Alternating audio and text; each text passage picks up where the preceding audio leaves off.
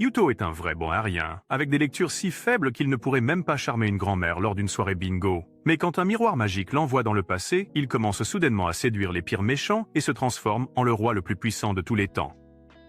Cela commence avec une fille plantureuse de 80 ans, Felicia, qui nage nue dans un lac sous le clair de lune. Juste au bord du lac, Yuto utilise son téléphone pour apprendre une stratégie de guerre appelée la formation en phalange, qui était très efficace dans la Grèce antique. À ce moment-là, Felicia l'enlace par derrière et lui demande de s'occuper d'elle plutôt que de ce qu'il est en train de faire. Yuto révèle qu'il recherche des stratégies de guerre car ils ont une bataille demain. Elle lui rappelle que le sommeil est nécessaire avant la bataille, lui conseillant d'aller se coucher puisqu'il est leur patriarche après tout. Juste à ce moment-là, Yuto lève les yeux vers le ciel et déclare que les étoiles de la nuit et son visage hideux sont les seules choses qui n'ont pas changé dans ce monde. Le lendemain, les hommes de Yuto se rangent en formation de phalange et, alors que les adversaires se précipitent sur eux, ils sont facilement abattus grâce à la formation serrée. Yuto observe depuis le sommet et Felicia le complimente pour sa prouesse stratégique et son énorme engin.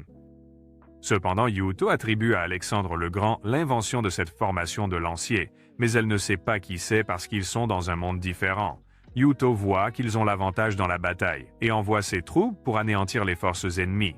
Pendant ce temps, il explique comment il a été invoqué dans ce monde il y a 2 ans, où les gens se battraient volontiers pour un petit morceau de terre.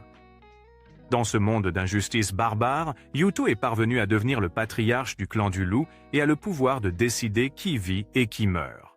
Juste à ce moment-là, une flèche est tirée sur lui, mais il est sauvé par Felicia, qui utilise des pouvoirs magiques pour arrêter la flèche. Yuto est choqué, affirmant que la force de ces melons plantureux d'Einerjar ne cesse de l'étonner. Ils remarquent alors le clan de la Corne sur une falaise et ses archers tirent des centaines de flèches sur Yuto. Cependant, Felicia sort son fouet et mayonnaise toutes les flèches en utilisant ses pouvoirs magiques. Yuto est impressionné par ses compétences et commente sur le fait qu'elle sera une grande reine un jour. Mais le seul trône sur lequel Felicia veut s'asseoir est le visage de Yuto. Elle commente ensuite sur le fait que la bataille est arrivée jusqu'ici, ce qui signifie que les lignes de front doivent traverser beaucoup de choses. Yuto s'inquiète pour l'un de ses camarades, Rune, qui se bat en première ligne, mais Felicia lui dit de ne pas s'inquiéter car elle est la plus forte armure de loup maniaque. Juste à ce moment-là, ils entendent la nouvelle que Rune a vaincu le commandant ennemi et que la victoire est à eux. Juste après, Rune revient à cheval pour s'assurer que Yuto n'est pas blessé et révèle qu'elle a gagné la bataille sans subir de blessures. Yuto veut la récompenser pour ses efforts, alors elle rougit et lui demande une caresse sur la tête. Quand il commence à se moquer d'elle, elle s'énerve, expliquant que c'est l'un des plus grands honneurs de recevoir une tape sur la tête pour son espèce. Yuto demande alors ce qu'elle a fait au chef du clan de la Corne et elle révèle qu'il est sous la garde des soldats. Yuto décide ensuite de rencontrer le chef pour un traité de paix, mais est choqué d'apprendre que leur chef est juste une fille nommée Linnea.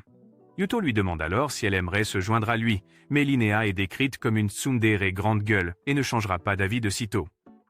Felicia commence alors à jacasser sur le fait qu'ils ont tous été reborn en quelque chose de plus grand grâce à Yuto, mais quand Linnea le traite de simple gamin, Rune s'énerve et lui ordonne de surveiller ses paroles. Cependant, Yuto dit aux filles de se calmer et de traiter Linnea avec respect, ce qui la fait finalement craquer. Il lui propose à nouveau de faire partie de sa famille, mais lorsque Linnea refuse poliment, Yuto dit que sa ville subira le même sort que Van. Il s'avère qu'il y a une rumeur selon laquelle Yuto a brûlé toute cette ville avec sa population parce que leur chef a refusé de rejoindre sa famille. Craignant pour la vie de son peuple, Linnea accepte hésitamment sa proposition et devient sa sœur.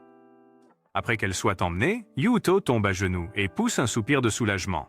Felicia commente en plaisantant que l'homme qui a brûlé une ville entière ne peut pas gérer une petite fille, mais Rune est certaine qu'il est une personne gentille et n'a rien fait de tel. Felicia l'invite ensuite à explorer un territoire inexploré, lui disant de ne pas être trop dur avec lui-même.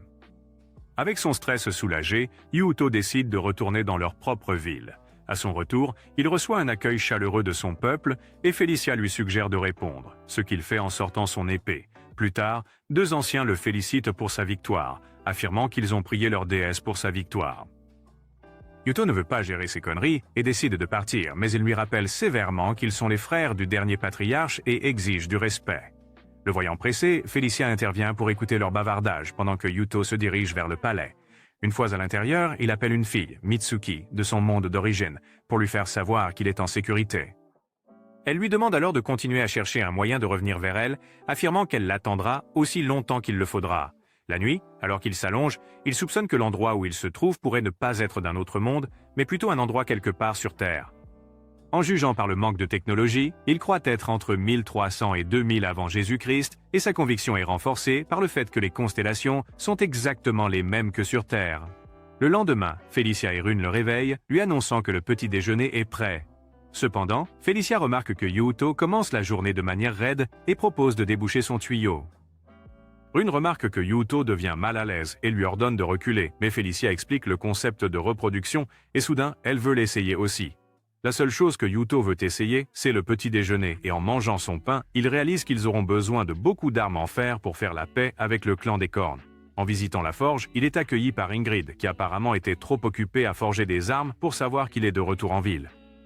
Après avoir demandé à Ingrid de fabriquer des armes pour le clan de la corne, il rend visite au prêtre, Alexis, pour qu'il puisse effectuer le calice d'allégeance. Puisque ce rituel est universellement accepté à cette époque, le clan du loup l'utilise pour se débarrasser de toute opposition et transformer ses adversaires en alliés. Plus tard, Linnea rencontre Yuto en privé et le supplie de traiter son peuple de la même manière qu'il traite le sien. Yuto lui tapote la tête, lui faisant savoir qu'elle et son peuple sont entre de bonnes mains. Juste à ce moment-là, Felicia arrive avec un message urgent et Yuto rassemble les anciens dans la salle de conseil. Il explique que le plus grand clan de l'Ouest, le Sabot, a envahi leur nouvel allié, le clan de la Corne, et a capturé leur fort à la frontière. Le clan de la Corne se remet encore de leur récente défaite et Linnea est toujours ici.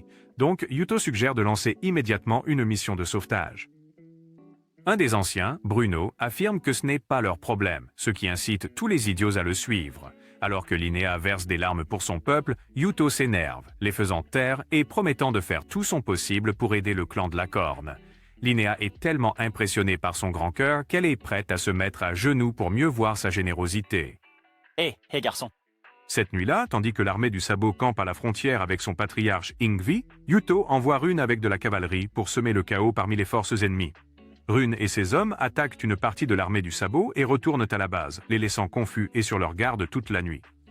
Le lendemain, un garde dit à Linnea que l'armée du Sabot est en plein désarroi, ce qui la laisse à la fois impressionnée et un peu excitée par la façon dont Rune a détruit une armée entière avec juste une petite flotte. Elle se souvient comment Yuto s'est opposé à tout le conseil pour aider son peuple et a envoyé Rune diriger l'escouade Muspel contre l'armée du Sabot. Il a ensuite demandé à Jorgen de former les troupes principales et a dit à Ingrid de laisser Linnea avoir les étriers de cavalerie. Ingrid était initialement hésitante puisque Linnea venait d'un autre pays, mais Yuto a déclaré qu'elle faisait partie de sa famille malgré tout. Enfin, il a demandé à Linnea de retourner au clan de la Corne et de rassembler des troupes, et elle a fait exactement ce qui était demandé. Juste à ce moment-là, un de ses hommes arrive et lui dit que l'armée du loup arrivera bientôt dans leur ville. Plus tard, Linnea se dirige vers une grande armée et salue Yuto et Felicia. Elle devient toute nerveuse en voyant l'homme à nouveau, mais Yuto lui rappelle qu'elle doit garder la tête froide puisqu'elle est la commandante suprême. En apprenant que les forces ennemies sont à une demi-journée de marche d'ici, Yuto dit à l'armée de prendre de la nourriture et des boissons avant de partir pour la bataille. Il récite ensuite une citation de Sun Tzu qui suggère de bien nourrir vos soldats pendant que les forces ennemies gaspillent leur énergie à marcher. Pendant que l'armée de Rune festoie et attrape quelques aides, l'armée Ouf fonctionne à vide depuis 3 jours d'affilée, complètement épuisée parce qu'à chaque fois qu'ils pensent à dormir, Rune et sa cavalerie débarquent comme un réveil qui ne s'arrête jamais. Juste à ce moment-là, un messager arrive et dit à Yngvi que les adversaires attaquent à nouveau, mais cette fois avec toute leur armée. Alors qu'ils rassemblent leur armée pour la défense, Rune et sa cavalerie se cachent dans la forêt, les observant se mettre en mouvement. Peu après, les deux armées s'affrontent et le clan Ouf subit de sérieux coups car leur armée n'a pas eu de repos ces 3 derniers jours. Yuto envoie ses hommes chargés, mais Yngvi remarque que leur formation est plus faible sur les côtés, alors il envoie ses unités de flanc pour exploiter leur faiblesse. Cependant, Linnea observe son armée se diviser en deux et réalise que c'est exactement ce que Yuto avait prévu. Yuto lui avait dit que leur formation était plus faible sur les côtés, donc si l'armée Ouf attaquait le point faible, elle devait maintenir sa position et attendre son signal. Alors qu'Yngvi dirige son char vers le flanc gauche, Linnea maintient ses hommes ensemble, mais ils tombent plus vite que des dominos. Felicia informe Yuto de la situation et commente sur la façon dont Yngvi a pu repérer la faiblesse malgré tout ce chaos. Yuto savait déjà que les chars étaient des armes les plus puissantes de l'armée Ouf, qu'ils utiliseraient à chaque occasion, c'est pourquoi il les a attirés dans un piège. Il ordonne ensuite à Rune de prendre sa cavalerie et d'attaquer le char. Rune marche et affronte Yngvi de front, et après avoir croisé leurs armes, elle parvient à prendre le dessus en laissant une profonde entaille sur l'épaule d'Yngvi.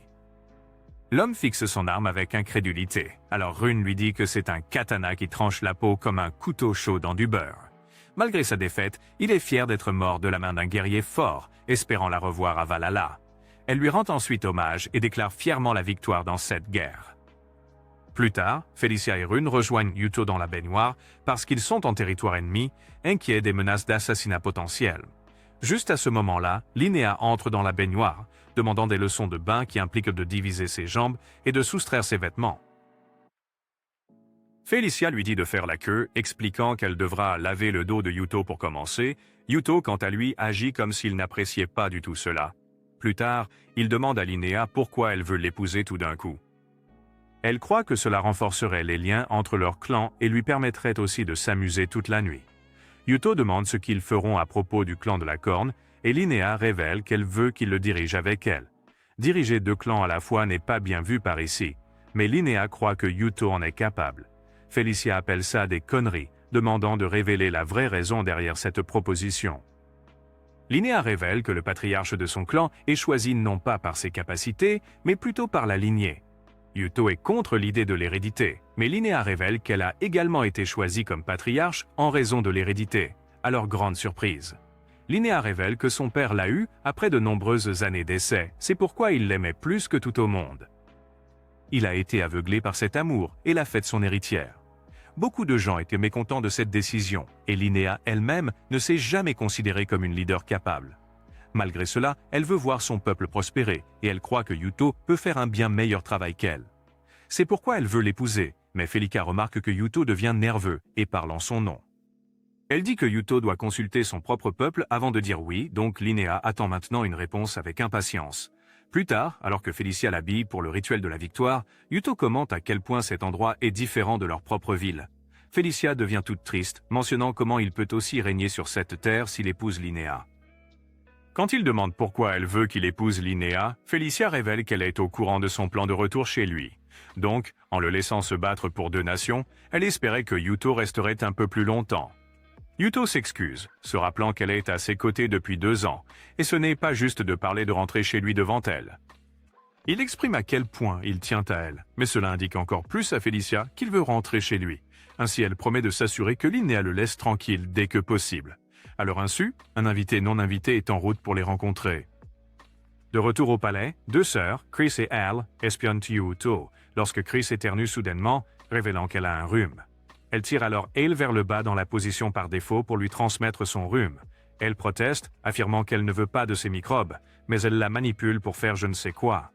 Plus tard, après que Yuto a effectué le rituel de la victoire, tout le monde est convié à un bon repas. Lorsque Yuto s'assoit pour manger, Linnea est là pour l'encourager, le rendant mal à l'aise après leur dernière conversation. Elle ne parvient pas à comprendre l'ambiance et essaie de le nourrir de ses propres mains. Mais l'aîné du clan Horn, Rasmus, arrive et commente qu'ils ressemblent à un couple de jeunes mariés. Alors que les choses deviennent encore plus gênantes, Felicia arrive et chuchote à l'oreille de Yuto, lui disant de passer son bras autour d'elle. Après que Yuto s'exécute, Linnea est frappée par une vague de jalousie, mais Felicia est tellement bizarre qu'elle ne serait même pas dérangée par un petit 2 contre 1. Juste à ce moment-là, leur attention est attirée par le visiteur, qui ressemble à un dresseur de Pokémon, et les filles le reconnaissent comme Steinpur, le patriarche du clan de la Foudre. Rasmus ordonne sévèrement aux gardes des guerriers, mais Steinpur révèle qu'il est juste pour féliciter Yuto. Il s'avère que Steinpur a exécuté leur dernier patriarche, donc tout le monde est sur ses gardes maintenant. Rasmus est tellement énervé qu'il tire son épée pour venger leur dernier chef, mais le prêtre qui l'accompagne leur demande poliment de ne pas faire de mal à Steinpur puisqu'il est un invité.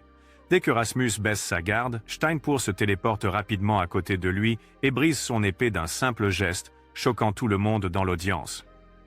Linnea explique que Steinpur a plusieurs runes. L'une d'elles a des pouvoirs destructeurs et l'autre lui donne une super force dans les bras et les jambes.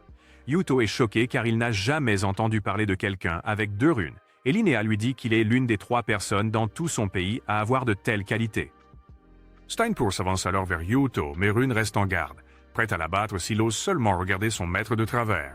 Cependant, lorsqu'il insulte et se moque de Rune et Linnea pour leur faiblesse, Yuto se met en colère et l'affronte directement. Voyant l'expression sur son visage, Steinpur dit qu'il aime bien le courage de Yuto, et sort simplement, promettant de le revoir bientôt. Dehors, le prêtre demande à Steinpur ce qu'il pense de Yuto, et Steinpur révèle qu'il le trouve assez intéressant, ce qui rendra leur combat éventuel intéressant. Cette nuit-là, Yuto se fait gronder par Mitsuki pour ne pas l'avoir appelé pendant 3 semaines. Elle commence alors à pleurer, exprimant à quel point elle est inquiète pour sa sécurité. Yuto la réconforte, disant qu'il est en sécurité et qu'il n'y aura pas de guerre de sitôt. Le lendemain, Yuto fait un tour du marché et Felicia révèle que leur économie prospère grâce aux inventions que Yuko a apportées de son propre monde. Juste à ce moment-là, ils remarquent un homme vendant une femme et sa fille, alors Yuko les achète et les envoie dans ses chambres pour qu'elles soient prises en charge.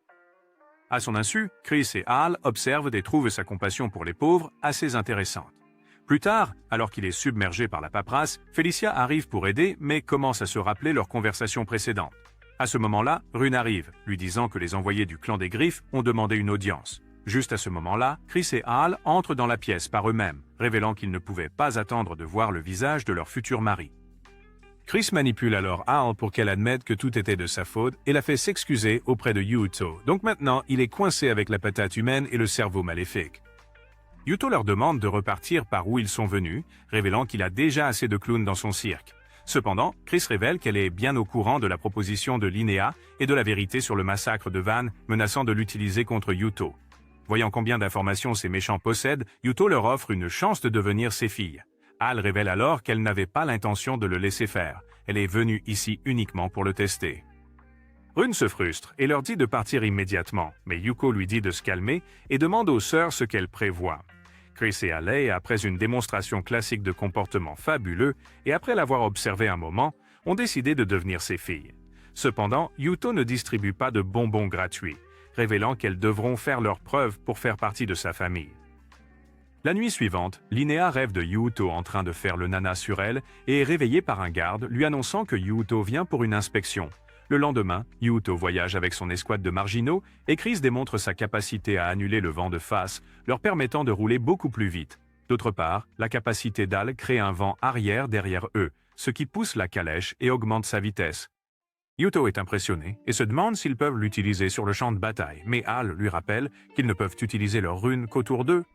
Peu de temps après, l'équipe arrive à Gilm, une grande ville célèbre pour ses immenses greniers et de grandes fermes de blé. En parlant de nourriture, le ventre d'Hal commence à gargouiller, alors Chris sort un morceau de pain, non pas pour apaiser sa faim, mais plutôt pour le manger devant elle. Hal commence à pleurer, alors Yuto promet de lui donner quelque chose à manger une fois qu'ils seront en ville. Plus tard, Yuto rencontre Rasmus et partage ses projets de cultiver de nouvelles récoltes ici. Rasmus lui rappelle que la ville est dirigée par le clan des Cornes depuis de nombreuses années, donc s'il venait simplement exiger un changement, les gens pourraient être contrariés. Juste à ce moment-là, Felicia arrive, informant Yuto que Linnea est ici pour le rencontrer. Linnea est tout excitée de le rencontrer, révélant avec désinvolture que puisque cette ville se trouve sur le territoire du clan de la Corne, elle est venue lui faire une visite personnelle de sa propriété privée. Et non, elle ne parle pas d'immobilier. Felicia lui dit alors que le clan de la Griffe a également envoyé 2 des femmes les plus idiotes de toute leur nation pour nouer des liens avec Yuto.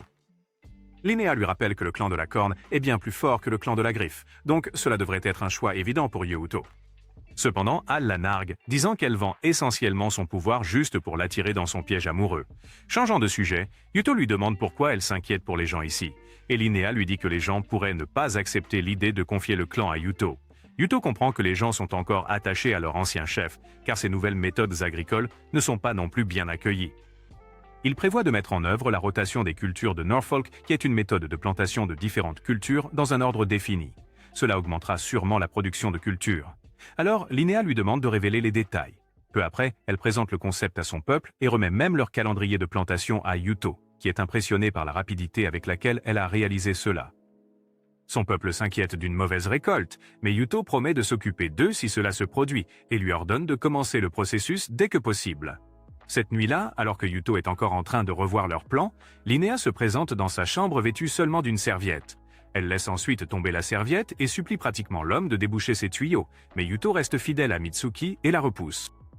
L'estime de soi de Linnea chute plus vite que le Bitcoin, la faisant penser qu'elle n'est pas assez jolie pour séduire ce dragueur de l'Ohio. Quand elle commence à parler de la façon dont Yuto est toujours entouré de filles gothiques wannabe de 8e, avec des formes généreuses, Yuto clarifie les choses en lui faisant savoir qu'elle est au moins un 7. Cependant, ce n'est pas la raison pour laquelle il l'a repoussée.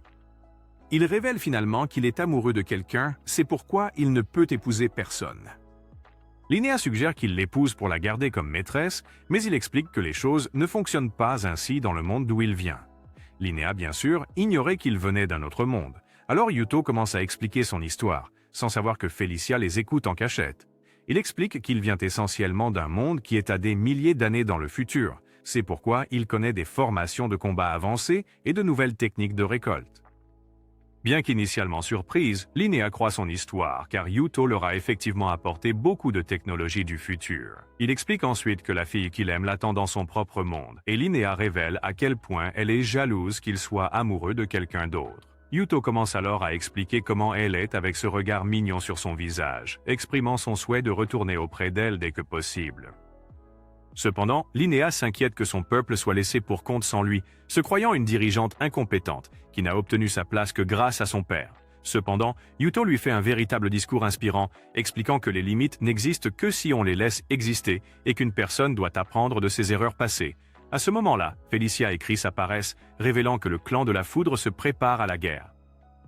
Alors qu'il s'assoit pour discuter de la question, Yuto ne parvient pas à comprendre pourquoi Steinfort prend des mesures aussi drastiques pour attirer son attention. Chris suggère qu'elle entre dans leur QG pour extraire des informations, mais Yuto juge cela trop dangereux, même pour elle.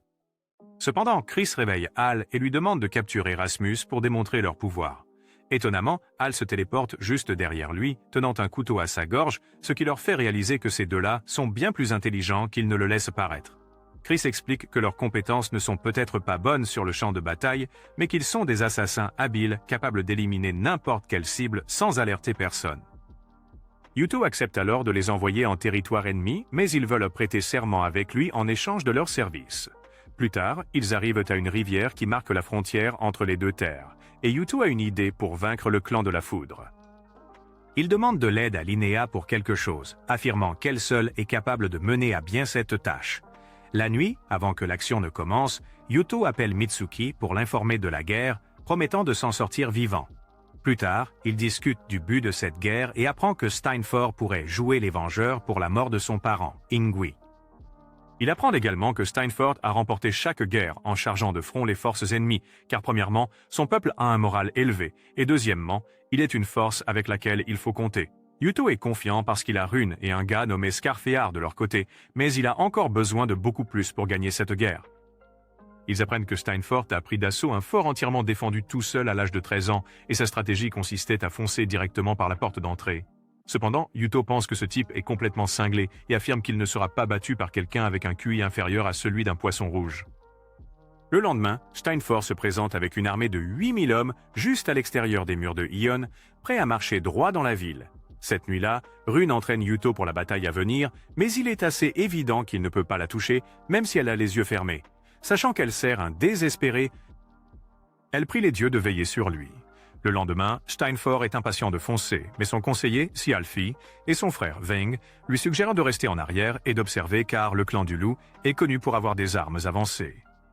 Alors que la bataille commence, les pointes de flèches en fer du clan du loup transpercent les boucliers en bois du clan de la foudre, éliminant de nombreux hommes en première ligne. Ils utilisent des arbalètes qui ont beaucoup de puissance, mais prennent plus de temps à recharger, et Steinfort repère immédiatement cette faiblesse. Il ordonne à ses hommes de continuer à charger, alors Yuto ordonne aux arbalètes de se retirer, envoyant des phalanges à la place en première ligne.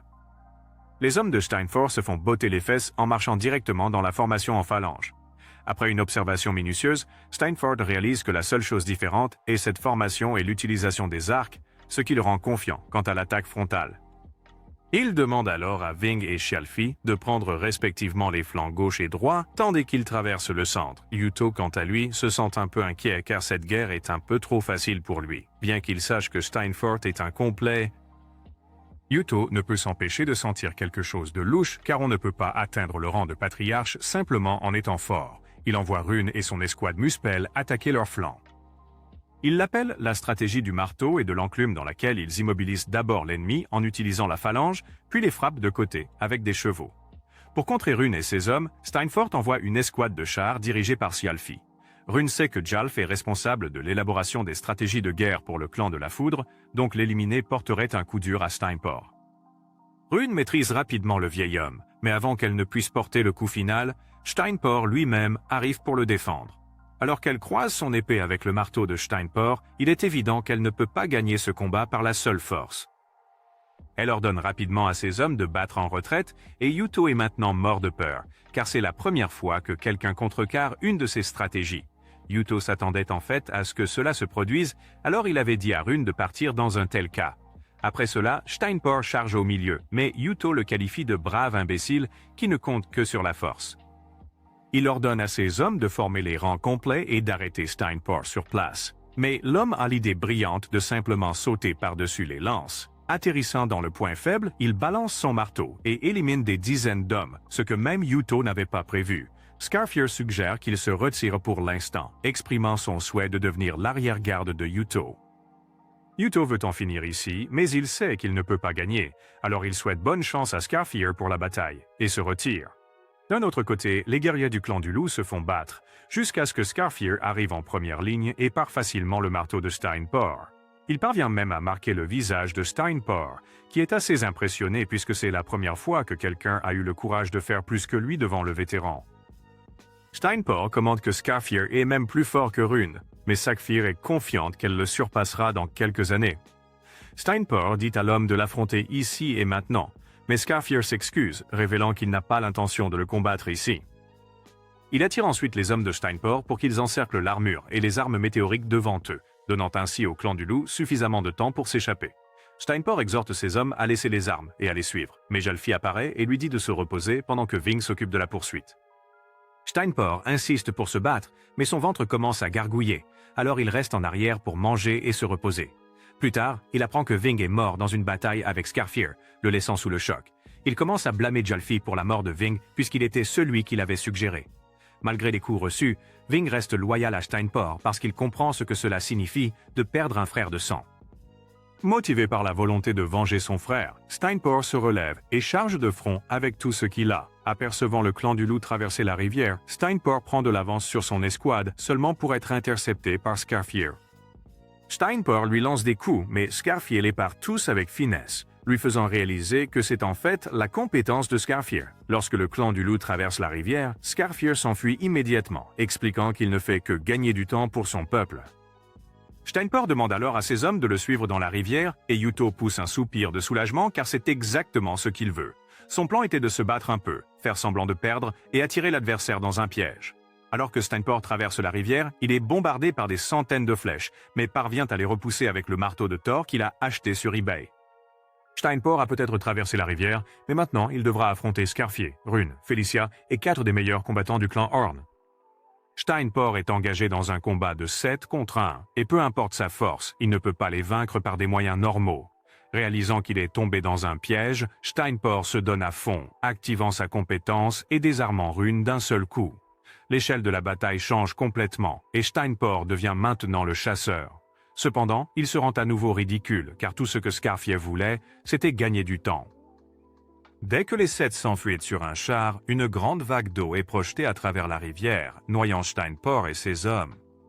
Il s'avère que Yuto avait demandé à Linia de retenir le barrage, puis de laisser toute l'eau s'écouler d'un coup à son signal, ce qu'elle a fait exactement.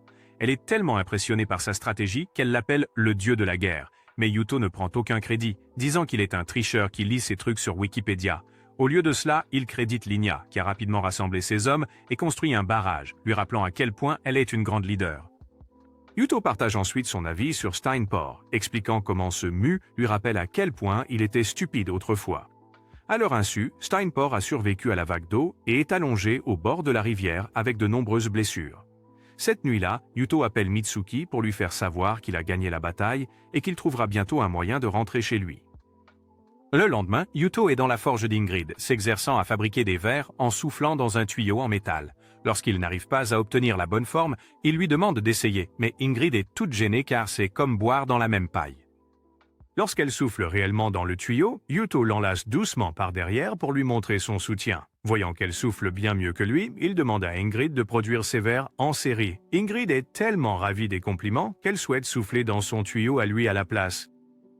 Plus tard, Jörgen invite les filles, y compris la fille nommée Effie, celle que Yuto a sauvée de l'esclavage, dans la salle du conseil, révélant qu'il a une affaire urgente à discuter. Il explique comment Yuto a utilisé ses connaissances avancées pour mener le clan du loup à la prospérité. Mais l'homme ne prend jamais de pause dans son travail. C'est pourquoi il veut organiser des vacances pour Yuto au pied du mont Cerci, afin qu'il puisse détendre son esprit et son corps.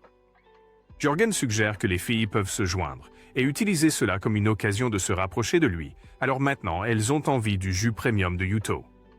Pendant ce temps, Yuto appelle Mitsuki et les deux se donnent des nouvelles. Le lendemain, Felicia et les filles demandent à Yuto de partir en voyage avec elles, mais l'homme refuse, disant qu'il ne peut pas partir avec tout ce travail. Cependant, lorsque les filles insistent, Yuto accepte, probablement parce qu'il a peur de découvrir ce qui se passera s'il dit non. Après leur départ pour organiser les choses, Yuto demande à Jörgen de s'occuper des affaires pendant son absence, et Jörgen accepte volontiers, affirmant que la santé mentale et physique de Yuto est la chose la plus importante pour la prospérité de leur clan. Réalisant à quel point il est important ici, Yuto se demande ce qui se passerait s'il retournait à son époque.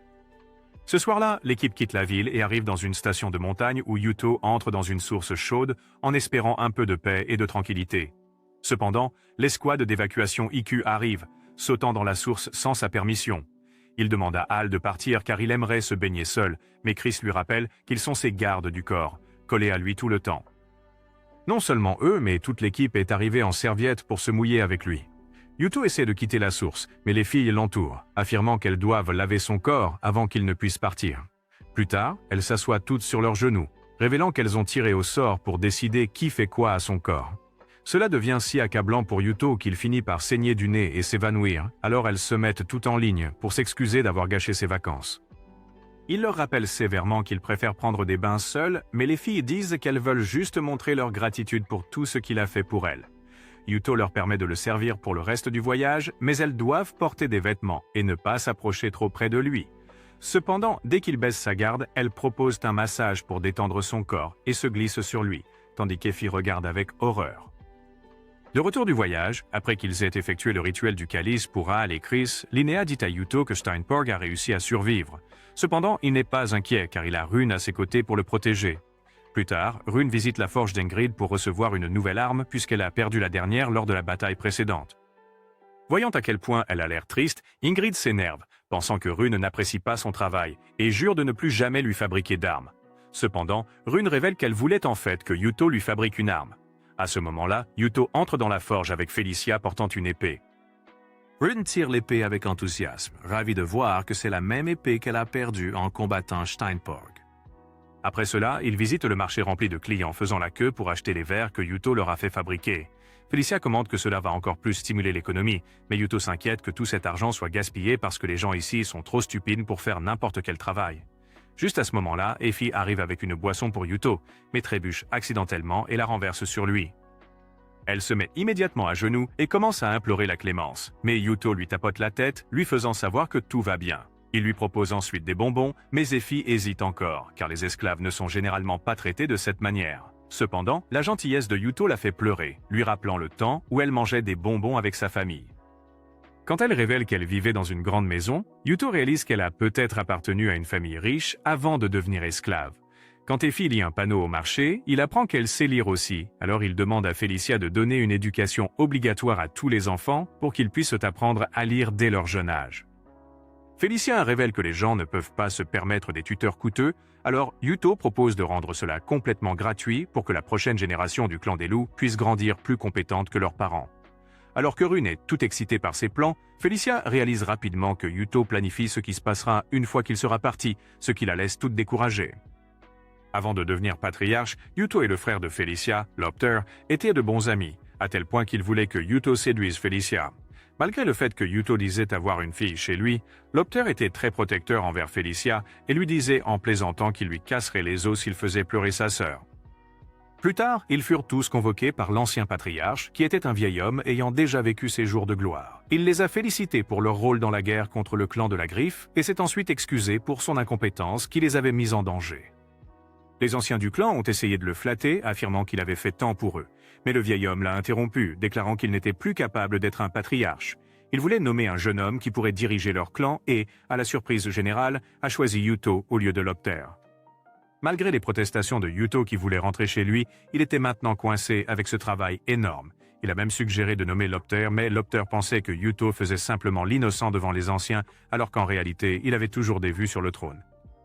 L'homme a commencé à jacasser sur tout ce qu'il avait fait pour renforcer leur clan et protéger son peuple afin de devenir un jour le patriarche, mais il s'est tellement frustré qu'il a sorti son épée et attaqué Yuto. Mais le vieil homme intervient et prend le coup à sa place. Lopter est tellement horrifié par ce qu'il a fait qu'il s'enfuit comme une abeille. Et même si Scarfear veut le capturer, Yuto leur dit de ne pas bouger et s'occupe du vieil homme. Alors que le vieil homme se vide de son sang, il demande à Yuto de diriger le clan du loup et de faire de Lopter le prochain patriarche avant de retourner dans son monde. Sur ce, l'homme s'éteint, laissant Yuto pleurer sa mort et diriger son peuple. Yuto se réveille de ce rêve à son bureau et les sœurs, Chris et Al, apparaissent dans sa chambre pour lui donner une dose matinale de leur idiotie. Elles lui montrent ensuite la carte du clan du sabot, révélant qu'une de ces tribus appelées les Noaton a été capturée par un clan appelé la Panthère.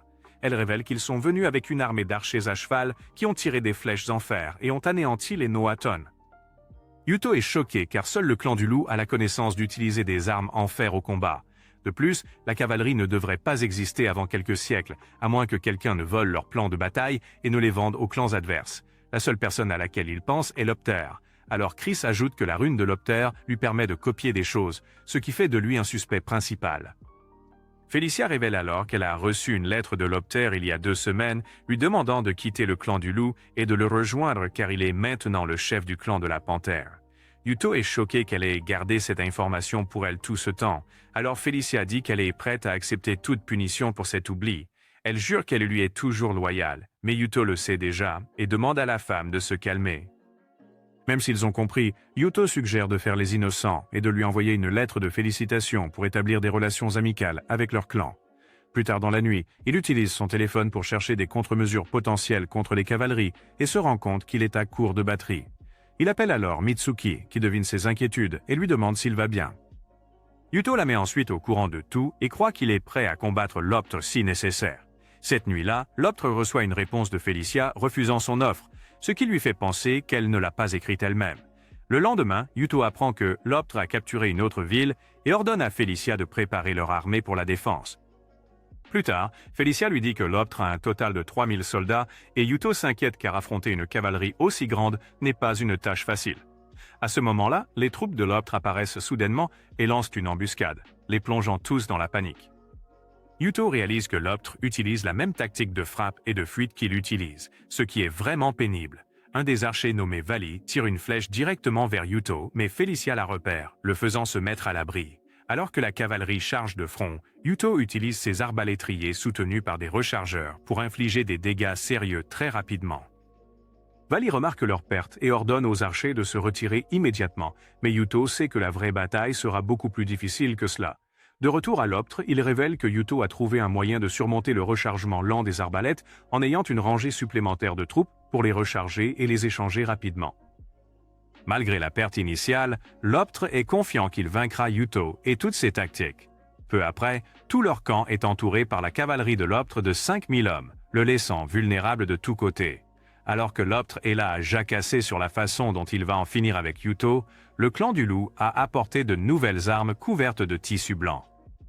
Loptre fait signe à ses hommes de charger, mais Yuto révèle ses armes, qui s'avèrent être des murs en métal capables de bloquer toutes les flèches. En les utilisant comme couverture, le clan du loup tire une volée de flèches, infligeant un coup dur à la cavalerie de Loptre. Sigyn, sa maîtresse plantureuse d'Afrique, lui demande de battre en retraite, mais Loptre est convaincu qu'ils peuvent gagner s'ils continuent d'attaquer. Il demande à Sigyn de lui prêter son pouvoir, ce à quoi elle accepte volontiers. Peu après, Yuto commence à entendre sa voix dans sa tête, brisant son esprit et capturant son esprit avec une sorte de sort.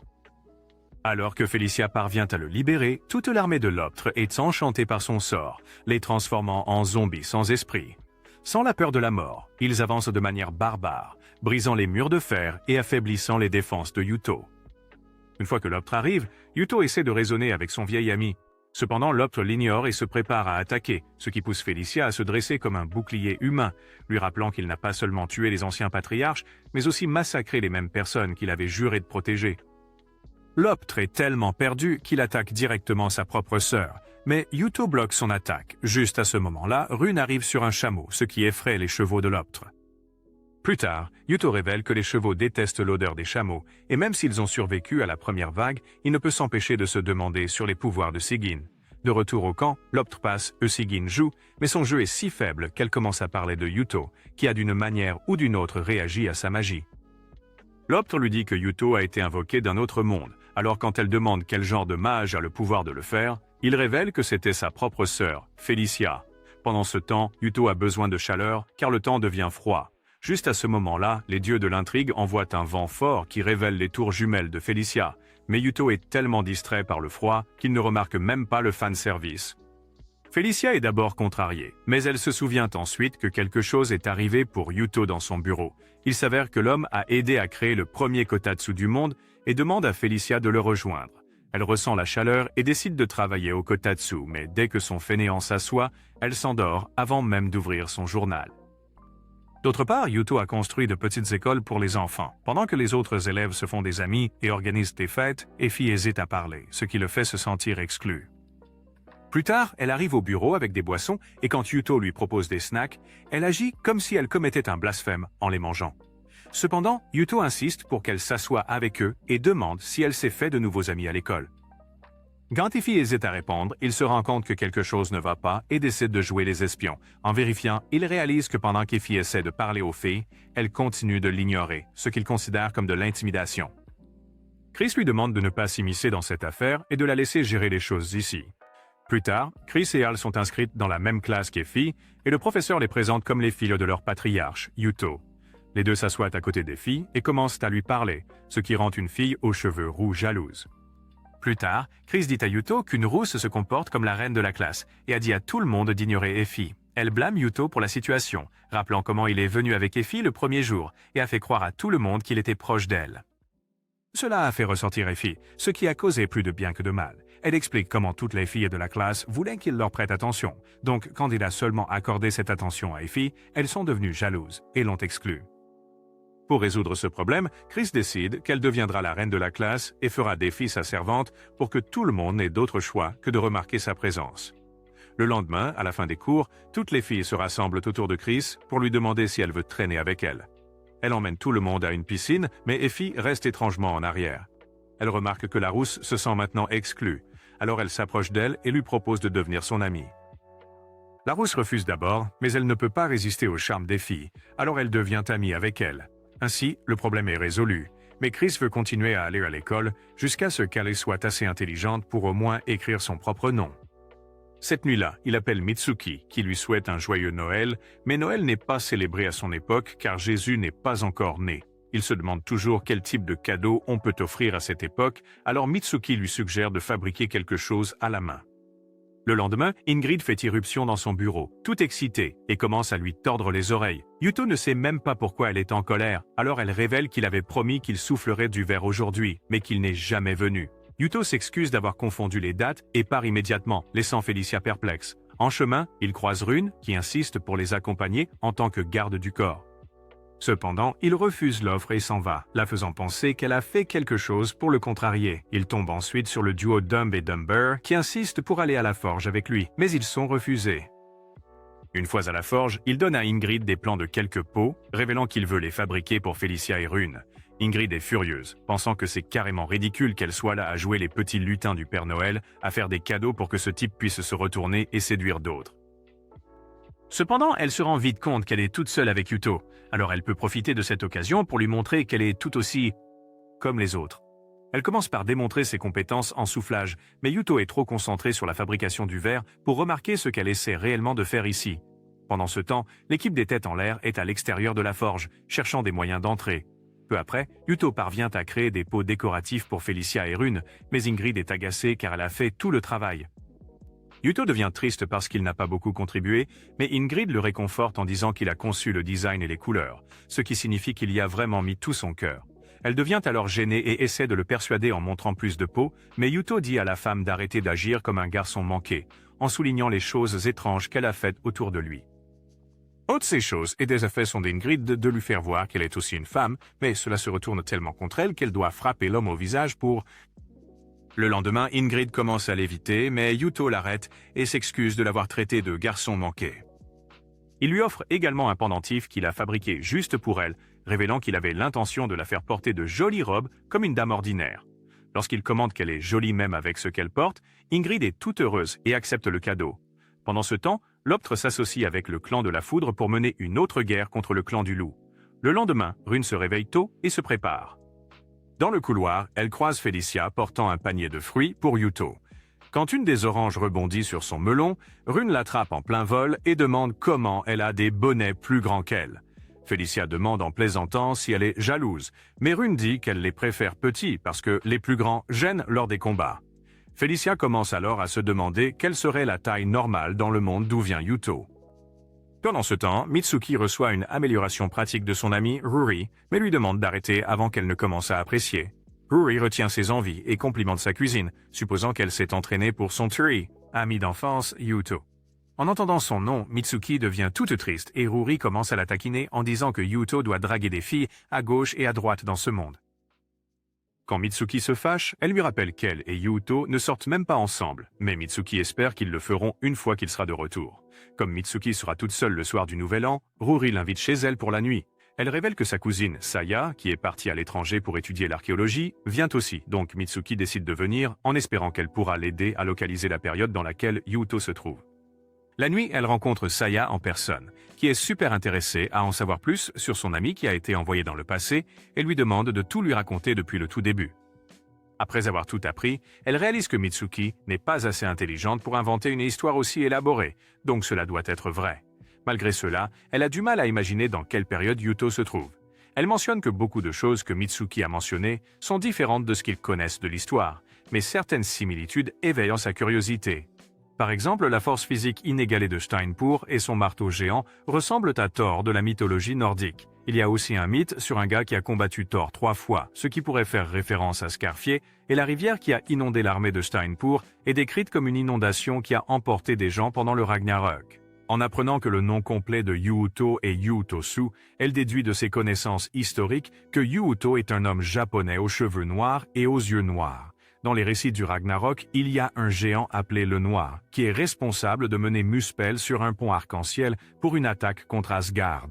Il est la flamme qui aurait détruit les 9 mondes, et son nom est sur Terre. Elle pense que les gens ont d'une manière ou d'une autre confondu son nom, Yuutosu, et l'ont raccourci en Surtur, surtout parce que le deuxième nom de Mitsuki, Shimoya, est également similaire à Simura, qui était la femme de Surtur. Supposant qu'il a la mythologie nordique, Mitsuki commence à paniquer parce qu'elle sait que les choses ne se terminent pas bien pour les personnages qui ressemblent à Rune et Skarfjell. Elle croit que Yuuto va mourir avec eux aussi, mais Saya la calme en lui rappelant que tout ne se passe pas de la même manière que dans la mythologie, donc il y a de bonnes chances que Yuuto soit en sécurité. Avant de partir, Saya lui dit que tous les liens et chaînes sont libérés pendant le Ragnarok, ce qui pourrait signifier que Yuuto rentrera à la maison. Malgré les assurances, Mitsuki est toujours inquiète qu'il se passe quelque chose de mauvais. Pendant ce temps, Yuuto appelait Mitsuki sans arrêt, frustrée parce qu'elle ne répond pas à son téléphone. Quand Skarfjell apparaît, les deux décident de discuter autour d'un verre, ignorant que Rune les écoute en secret. Sorti de nulle part, Yuuto demande à Skarfjell s'il peut le frapper au visage aussi fort qu'il le peut. Quand il demande pourquoi, Yuuto révèle que c'est sa punition pour avoir hésité dans son combat avec Loptr, ce qui a causé la mort de certains soldats. Skarfjell, quant à lui, pense que les dégâts auraient été beaucoup plus importants si Yuuto n'avait pas été là pour les diriger. Après avoir réconforté Yuuto, l'homme lui demande de continuer à entraîner Rune, croyant qu'elle est la seule capable de vaincre Steinpur après lui, bien sûr. En entendant cela, Rune décide de retourner dans sa chambre, mais rencontre Felicia en chemin, qui lui montre une cape qu'ils ont créée pour remercier Yuuto de ses services. Ils veulent que Rune participe et termine le design, alors elle accepte avec joie, affirmant qu'elle veut remercier Yuuto aussi. Pendant ce temps, Sigun remarque que Loptr s'énerve en pensant à ce que Yuuto a fait et décide de le laisser libérer cette tension sur son visage. Pendant ce temps, Mitsuki appelle Yuuto, qui est inquiet parce qu'elle était absente toute la journée. Elle révèle qu'elle est allée chez une amie pour en savoir plus sur l'époque dans laquelle il se trouve et lui raconte tout ce qu'elle sait. Cependant, pour une raison quelconque, Yuuto continue de demander si la personne qui lui a dit tout cela est un garçon ou une fille. Cela blesse Mitsuki, la faisant penser que Yuuto ne comprend pas ses sentiments. Avant qu'il ne puisse parler davantage, la batterie de son téléphone se décharge, le laissant perplexe quant à sa réaction. Plus tard, il se promène seul en ville et tombe sur Al et Chris, qui lui conseillent de ne pas sortir seul la nuit. Juste à ce moment-là, il remarque une agitation dans le bar voisin et entre pour voir des gars se disputer avec une femme qui se comporte comme une vraie peste.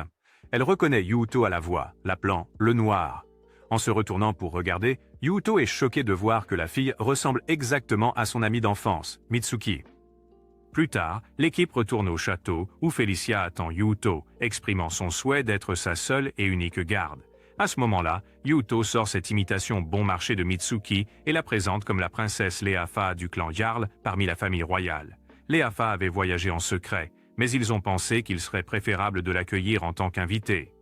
Après son départ avec Yuuto, Chris interpelle Rune, qui avait secrètement protégé Yuuto dans l'ombre. Elle lui demande des informations sur Leafa et Chris révèle qu'elle est si puissante qu'ils ne pourront pas la vaincre même s'ils la prennent par surprise. Cependant, Rune est convaincue qu'elle ne représente aucune menace pour Yuuto. Le lendemain, Leafa commence à se disputer comme une gamine capricieuse avec les gardes, leur demandant de la laisser entrer dans la forge, mais ils ont l'ordre de ne laisser passer personne. Yuuto doit se montrer lui-même pour résoudre la situation, révélant que l'entrée à la forge est interdite à ceux qui n'appartiennent pas au clan du loup.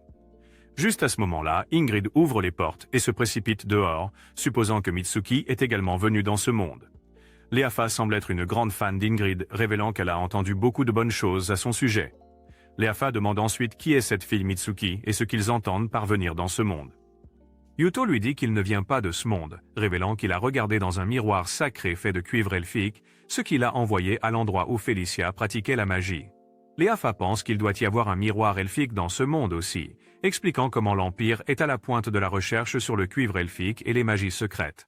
Elle promet de leur en dire plus à ce sujet, mais d'abord, une fille doit se remplir pour pouvoir déballer. Après avoir croqué dans un hamburger, elle demande à Yuuto ce qu'il veut savoir, et l'homme dit qu'il veut juste rentrer chez lui. Elle remarque que Felicia n'a pas assez de pouvoir divin émanant d'elle, donc il est presque impossible pour elle d'invoquer quelqu'un dans ce monde. Lorsqu'elle révèle qu'elle ne peut même pas le faire avec tout son pouvoir, Yuuto est un peu sceptique parce qu'elle ne ressemble pas à une mage. Cependant, Leafa utilise un sort pour immobiliser Yuuto, révélant qu'elle possède des runes doubles. Velika mentionne que seules 2 personnes dans tout le pays ont des runes doubles. L'une est Steinpur et l'autre est l'impératrice divine Sigurdrifa. Après les présentations, Yuuto demande si elle pourrait annuler le sort, mais il s'avère qu'elle n'est pas encore assez compétente, donc Yuuto est coincé là jusqu'à ce qu'il expire. Elle pense que Sigyn serait capable d'annuler le sort, et Yuuto se souvient immédiatement que c'est la fille qui combattait aux côtés de Lofter lors de la dernière guerre. Yuuto appelle ensuite Mitsuki pour lui faire savoir qu'il a trouvé son sosie nommé Leafa, un nom que Mitsuki prétend avoir déjà entendu. Yuuto lui dit alors qu'il pourrait avoir un moyen de rentrer chez lui, en recrutant Sigyn et en lui demandant d'annuler le sort qu'il a amené ici. Le lendemain, il célèbre le Nouvel An avec son peuple et reçoit ensuite la cape que les filles ont préparée pour lui. Après cela, Yuuto organise une célébration privée, mais cela se transforme rapidement en les filles qui ont trop chaud et enlèvent leurs vêtements. Et Yuuto fait semblant d'avoir peur, comme s'il ne vivait pas le rêve. Plus tard, Chris et Hal rapportent que Steinpur s'est allié avec Lofter et mène une armée de 8000 pour faire la guerre au clan du loup. N'ayant pas de temps à perdre, Yuuto ordonne aux troupes de se rassembler immédiatement, s'excusant auprès de l'impératrice pour ce revirement soudain. Cependant, Leafa le surprend avec un baiser, affirmant que c'est un geste de bonne chance de la part de l'impératrice elle-même. Cette nuit-là, Yuuto élabore une stratégie avec les dames et décide d'utiliser la stratégie de Hongshin, appelée l'appât du tigre. Rune est en charge du flanc droit, Scarfair prend le flanc gauche et Yuuto attaque depuis le centre.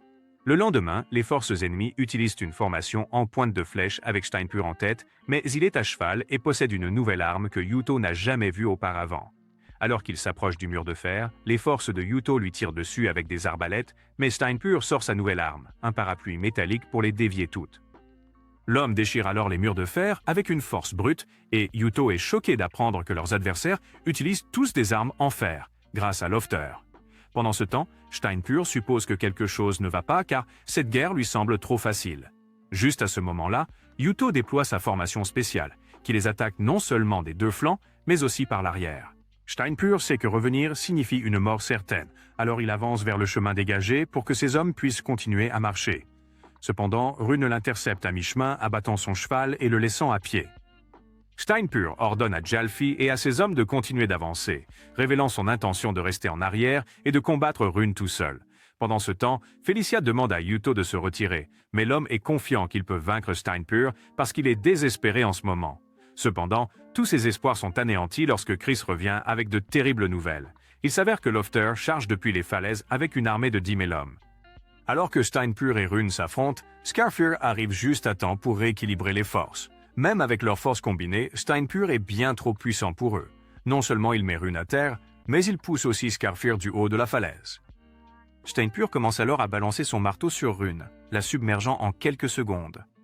Alors que Rune est allongé là, vaincu, Jalfi arrive et dit à Steinpur que le clan des Panthères est sur le point d'affronter le clan des Loups. Steinpur décide de rejoindre les premières lignes, mais Rune se ressaisit et l'attaque à nouveau. Pendant ce temps, les guerriers du clan des loups attendent que Yuto donne ses ordres. Cependant, Yuto n'est clairement pas préparé pour une guerre de cette envergure, et Felicia suggère qu'il se retire car toutes les batailles ne peuvent pas être gagnées. Chris et Al partagent ce sentiment, mais Yuto pense qu'ils seront submergés plus tard s'ils reculent maintenant. Si la guerre se déplace sur le territoire du clan des loups, on ne sait pas ce que les soldats feront aux femmes et aux enfants là-bas, donc Yuto doit y mettre fin ici. Il croit que le clan du loup est sa famille, et il ne laissera jamais personne leur faire du mal, même si cela signifie mourir ici aujourd'hui. Juste à ce moment-là, Lofter, qui est encore frustré par leur défaite passée, ordonne à ses hommes de charger et d'en finir une fois pour toutes avec le clan du loup. En les voyant s'approcher, Felicia demande s'ils devraient rappeler Rune, mais Yuto pense que diviser leur armée serait un mauvais choix. Alors que Yuto élabore un plan pour contrer cette embuscade, ses hommes sont renversés par la cavalerie un par un. Les soldats commencent à perdre espoir en voyant l'ampleur de l'armée, mais Yuto apparaît en première ligne sur un char, motivant ses hommes à continuer de se battre. Avec leur patriarche en tête, leur morale remonte et les soldats retrouvent leur volonté de se battre. Avant de venir ici, il a réalisé que le moral du clan de la Foudre était élevé parce que leur chef, Steinpur, mène toujours l'attaque. Et même s'il n'a pas d'expérience de combat, il voulait aller en première ligne pour motiver ses hommes. Maintenant qu'il est ici, Lofter dit à ses hommes de cibler Yuto, car le capturer mettra fin à la guerre immédiatement. Cependant, Yuto reste impassible et demande à ses hommes d'avoir foi en eux.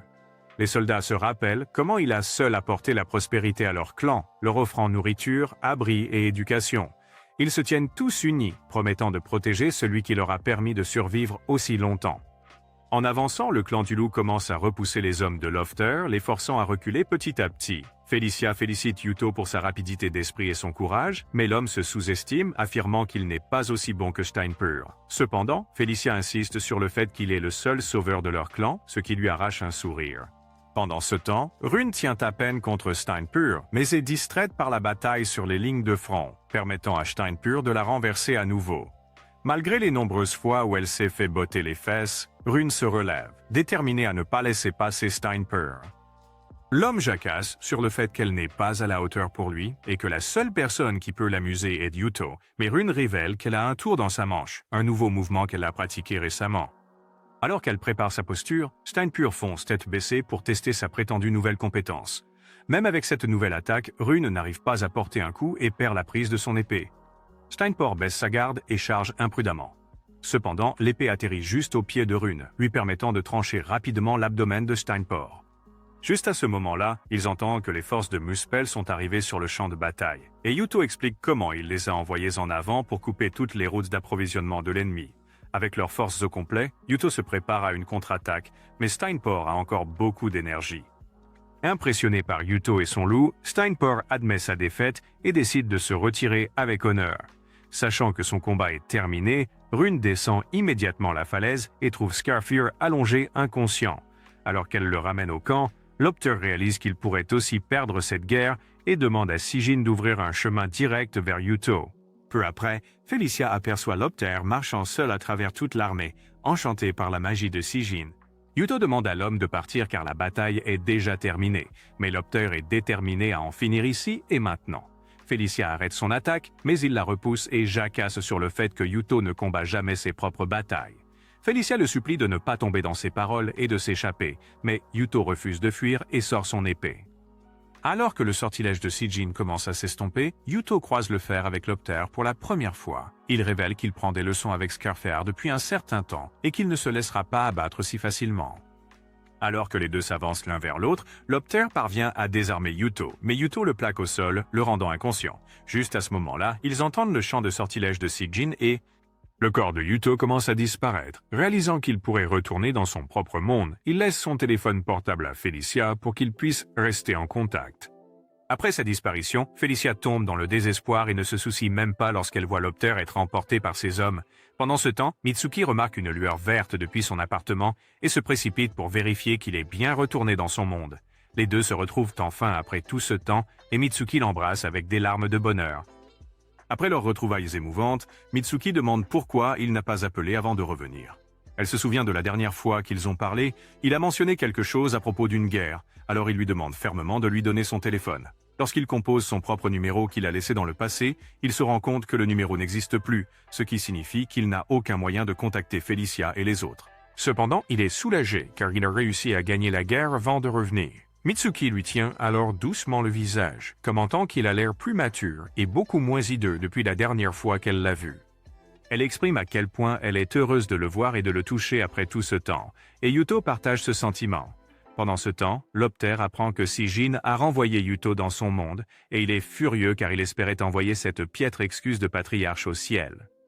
Sijin s'excuse, affirmant qu'elle ne veut pas interférer dans les affaires d'un patriarche, mais qu'elle est aussi sa femme et veut le protéger.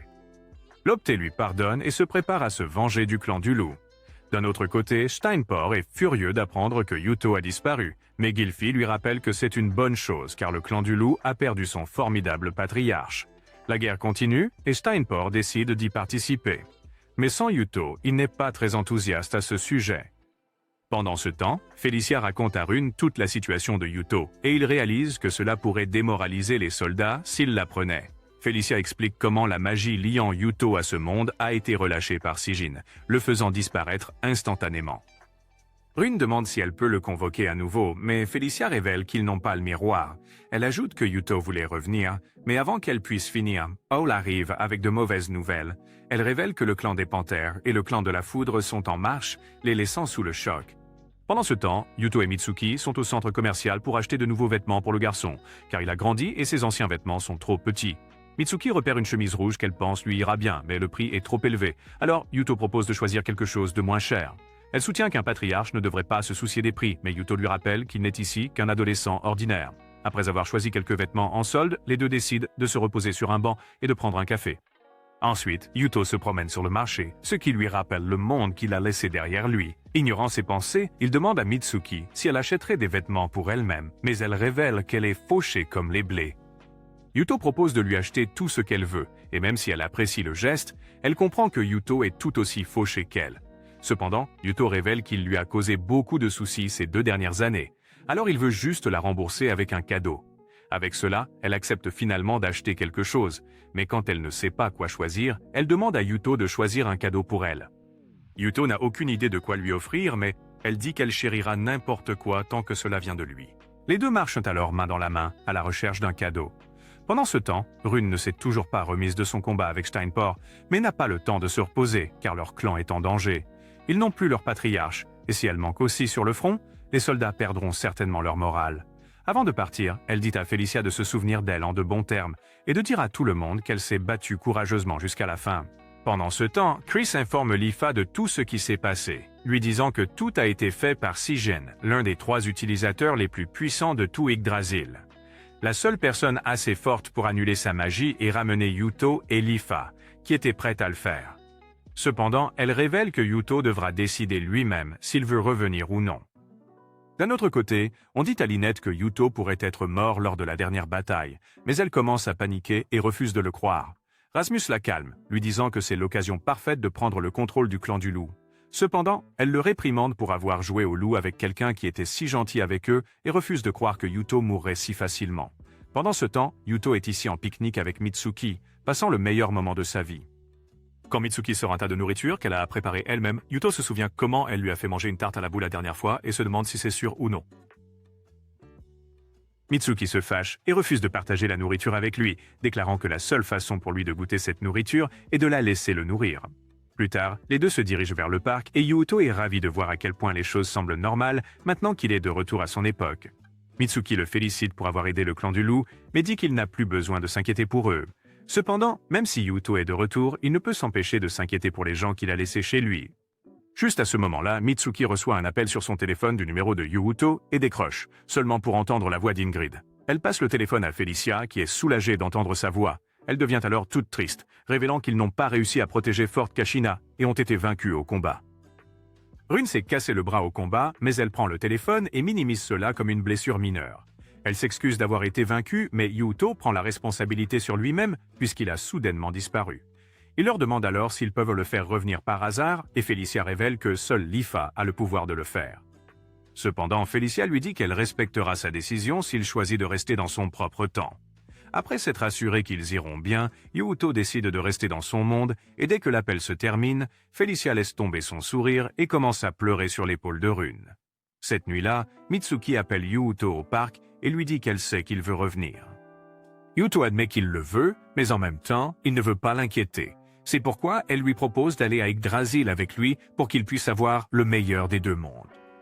Même lorsque Yuuto refuse, lui disant qu'elle pourrait ne jamais revenir, elle continue d'insister, affirmant qu'elle en a assez d'attendre et veut partir avec lui. Yuuto lui rappelle qu'elle a de la famille et des amis ici qu'elle ne reverra jamais, et même si cela la rend triste, elle révèle qu'elle sera malheureuse sans Yuuto. Elle dit qu'elle est amoureuse de lui, mais Yuuto lui demande de bien réfléchir car cela changera sa vie de manière drastique. Mitsuki dit qu'elle y a longuement réfléchi et que, peu importe ses efforts, elle ne peut imaginer un avenir sans lui. Leur discussion continue un peu jusqu'à ce que Yuuto révèle qu'il l'aime aussi et veut qu'elle soit sa femme. Il dit qu'il ne peut pas demander à sa petite amie de quitter tout son monde pour lui, mais si elle était sa femme, il n'aurait aucun problème avec ça. Mitsuki devient toute timide, mais finit par accepter, et les deux partagent un baiser sous la lumière éclatante de la lune. Le lendemain, Yuuto retourne dans le monde et reçoit un accueil chaleureux de son peuple. Avec tout ce dont il a besoin en un seul endroit, Yuuto est prêt à mener le clan du loup vers la prospérité. C'est tout pour cette vidéo. Laissez un like si vous l'avez apprécié et abonnez-vous à la chaîne pour du contenu similaire. Merci d'avoir regardé. On se voit dans la prochaine.